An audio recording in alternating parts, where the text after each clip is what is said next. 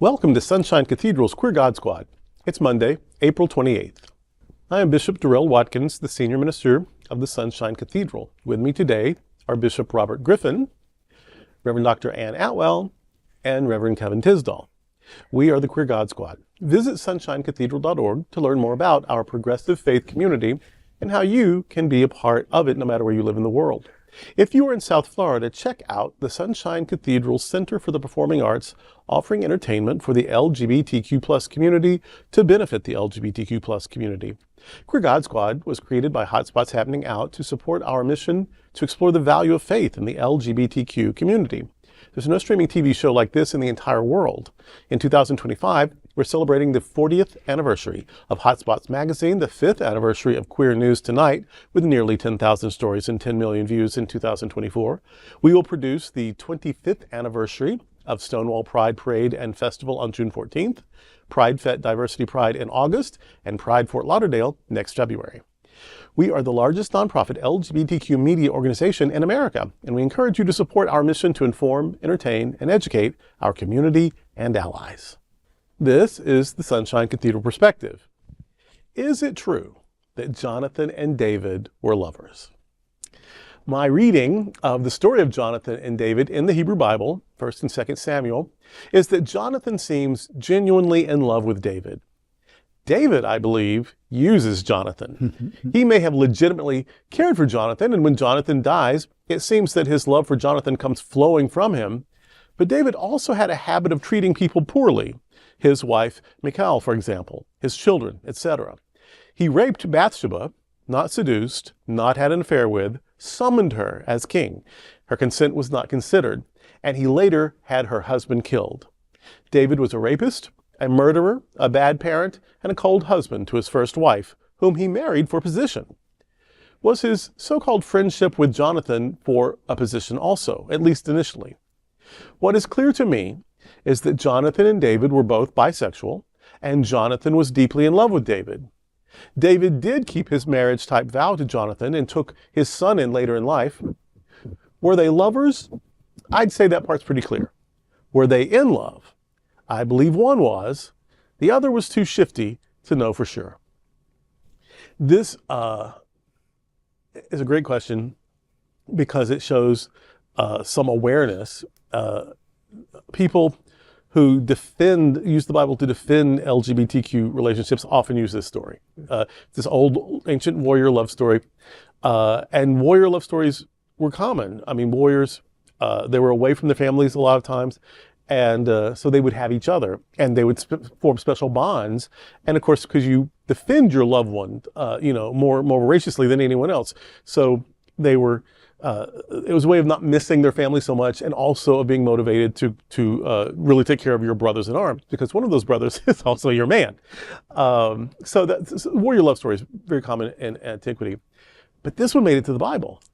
And so we see these two guys loving each other, making vows to each other, and we just say, oh yeah, gay people.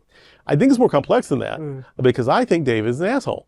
And so, I've known gay people who were not great people, and I think David is one. So yes, they're bisexual. Yes, they have a sexual love affair. And one of them, I think, as is often the case, takes it way more seriously than the other. Maybe he was so busy using Jonathan that he didn't realize till it was too late that he really was in love with him. Because in 2 Samuel chapter 1, he does sing a lament after he's killed in battle and says, I loved you more than I could ever love women. That's a startling thing to sing about over someone who was just like your booty buddy or your booty call. That I loved you in a way that I couldn't love really anybody else. That's love. But he doesn't say that until he dies. So I'm afraid he didn't realize it until it was too late, because he was so ambitious, trying to become king and trying to keep power and trying to control people. And so, yeah, he's not a great dad. He's not a great husband. Apparently he wasn't even a good side piece. David's just not a good person. I don't like David. I just don't. Yeah.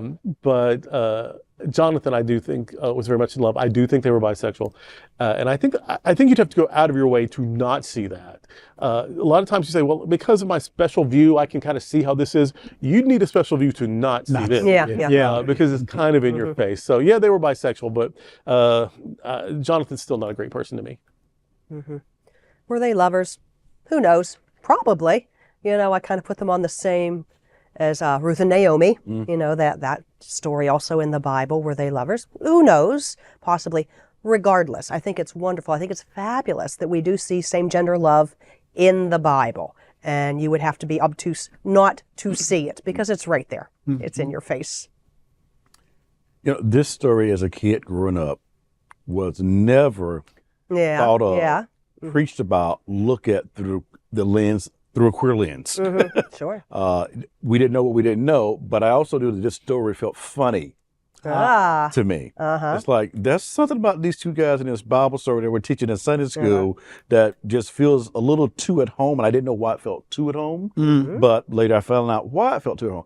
But this approach to looking and critiquing this story now about Jonathan and David, and more about David's behavior, is kind of fascinating. It's like, I just remember hearing those Sunday school, King David and Solomon and all the kings and everybody, but they never honed in on the fact of the power dynamics of these stories. And clearly the more powerful that one is over the other. And how he used that position of power to take advantage not only of Jonathan, but also of the wife, Bathsheba, and I'm sure lots of others as well. And that's what power does to a lot of people sometimes, is they use that not in such a helpful way that it benefits them, but use it for themselves. And apparently, he was a political climber. And I think he was climbing any ladder or sleeping with anybody he could to get into that next position. 100%. And seeing the humanity of it. So many of these stories are myths and legends and just didn't happen. David and Jonathan, David may be the first character that is historically, and maybe not even him. It may not be till Solomon or even after him, but it's for sure David is the earliest we start seeing, if it is, real people. But even if they're not real people, even if they're completely made out of whole cloth, that's still really good storytelling. Yeah. And it's the humanity of it that compels me. When I was trying to make it be magical and then protect the magic, and it was just frustrating, and it didn't add a lot of joy, and it didn't add a lot of anything useful to my life. Once I can see the human creativity, the human drama, the human dynamics, well, now I never get tired of the story, and I find something new in it every time, I dive into it. So the humanity of these stories, which includes power dynamics and sexual love affairs and mistakes, and that's what makes it compelling. I enjoy that we are able to match history with some of our Bible stories. And it is clear to historians anyway that same-sex relationships in the military was more of the norm than outside of the norm, because of the reasons that Bishop Durrell talked about. And that is that if you're in that bunker with that person, if you are out there fighting, you're going to fight a little bit harder for someone with whom you have a personal relationship. And it's not the only story in the Bible about same-sex relationships. We talked about Naomi and Ruth. We can go to the New Testament and talk about the warrior who asked Jesus to save his quote-unquote slave. You don't go and ask a rabbi to save somebody that you just have a casual relationship with, or none whatsoever, that they are there to service you and take care of you. No, there was I believe there was an intimate relationship there. And for us to be able to see it in a queer lens makes things so much better for anybody, because they then see, yes, God really loves everybody. God is for everybody with no exceptions. We don't care. God doesn't care who you love as long as you do love. And I think that's a very, very valid point. And I think where people get hung up is with sex anyway, because I think people somehow believe that LGBTQ plus people are just sex machines. And maybe in my 20s, but LGBT people are people, and people age. And without some medical assistance, aging takes a natural progression, or maybe regression. And so it's weird that they focus on that, because I know straight people who have sex 3 times a week. One of them loves it, the other one hates it. It's like a duty. I know straight people who have sex 3 times a year. It's lovely. It's just that their relationship is so big that's just a little piece of it. It only comes around every once in a while. and everything in between. Right. And I know people who have some on the side. I know people who have wide open relationships. I know people who, maybe because of health, these women, they had children and grandchildren together. They lived together for multiple decades. And one of them just said, and one was always sick. And one of them just said to me one day, I think she was just tired. I don't think she meant to. She just fell out. She said, it's been, and it was double-digit years. And it was because of her wife's health. Yeah. They're still in love. They're still a family. They're still a couple. They didn't stop being lesbian when their health wouldn't let them be active in bed anymore. Now, I'm sure they were very intimate. I'm sure they did all kinds of cuddling and hand-holding and sweet talking. I mean, whatever. But people judge gay people on sex when you don't know what's going on in that bedroom. Amen. right. You sure don't. It's probably a lot like straight people's bedrooms. This one's going on a lot. This one's going on a little. This one used to go a lot, but then it tapered off.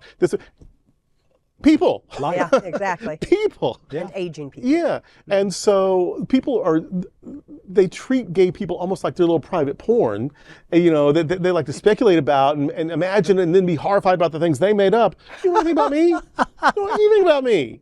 And so gay people are like straight people in that way, in that we have every kind of sexual relationship you can imagine, and you can't just assume that this one looks like that one. Right. And so, I mean, ours might have a little more leather. I don't know, but probably not. I know a lot of. I'm just saying, I know a lot of leather straight folks too. They cooperate a lot. Right. Oh my God. Maybe we have more lace. I think we have more leather and lace at the same time. Because when I'm all leathered out, I like a little something soft to balance it out. But now you know something about me. But it's not about sex. Sex is a way that is one of the ways you express intimacy. It's one of the ways. And when you're younger or newer, I mean, you might be 90, but it's brand new. When you're newer, it's maybe even the primary way. But a relationship has a lot going on. And sex may be number 1 in the beginning, maybe number 4 later on, might come back up to number 2, might drop to number 7. That's life, that's relationship. And so for people to just imagine that we're only together for the sex, and that's what it's all about, it's pretty good, but it takes more. There's just more. It takes Gotta a whole be. lot more. Gotta You've be. way underestimated our humanity, that we Yeah. really Amen. are Thank people. you. How about Yeah. that? And so, yeah. Wow. Yeah. The libido comes and goes, but the love and the intimacy and the commitment does not. That's what stays. And so if you start looking at us like people, we're going to be far less fascinating to you. We're going to be way less interesting and way less prudent for you. So, well, you had something to say. I felt that 25 years, you feel the force. All I was going to say, if you want to pay for it, we can get you the Venmo and just pay Venmo Sunshine Cathedral for whatever fetish you might have. Oh, I'm saying. If you just really want to go there, like, okay, I will preach into Teddy for the right price. I'm just saying. Wow. Wild fetishes that people have, you can have your Venmo to Sunshine Cathedral. We'll hook you up. We are a different kind of church. Right? Jesus. The brother of the Lord, James said, "You have not, for you ask not." Just saying. So, request with the right price. Never know. I can't wait to see the emails on this one. Oh, yes. I have preached in drag. I have preached in Yes. leather. It might be lingerie time. I've got pictures of the drag. All right. And that's today with the Queer God Squad. Before we go, we want to invite you to join Sunshine Cathedral on a wonderful travel experience and help our mission for our community. Join us on the Florida AIDS Walk Pride Cruise. This unique 3-day cruise will sail from Miami on the $1 billion and ultra deluxe 170,000-ton MSC Seascape on November 2nd, 2025. The cruise is for the Florida AIDS Walk. Your participation helps 13 vital beneficiaries in our community. The cruise is an incredible value starting at just $199 and is also a fundraiser for the Sunshine Cathedral. Parties, special events, and more aboard, including a special unlimited beverage and open bar with Wi-Fi for all 3 days for just $68. We invite you to join us on this amazing cruise for fun. This vital cruise for good.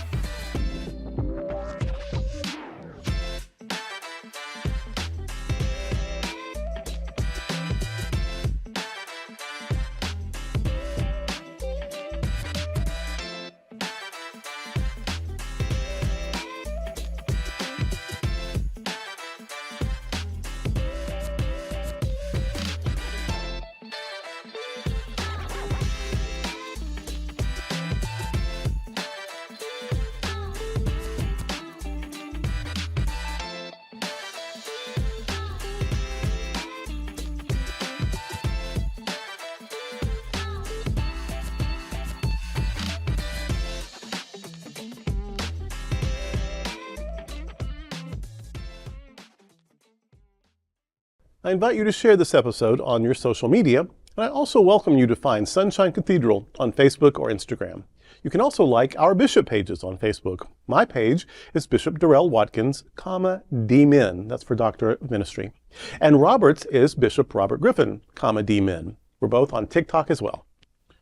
Thank you for joining Queer God Squad today. We are here daily at 3 p.m. to have some fun and to discuss what our LGBT community is talking about. Sunshine Cathedral is the world's leading progressive queer church. Progressive, queer, and God are words that naturally should go together. Remember that we are all in this together. Also remember, you are God's miracle, not God's mistake. Until next time, we are the Queer God Squad. Goodbye.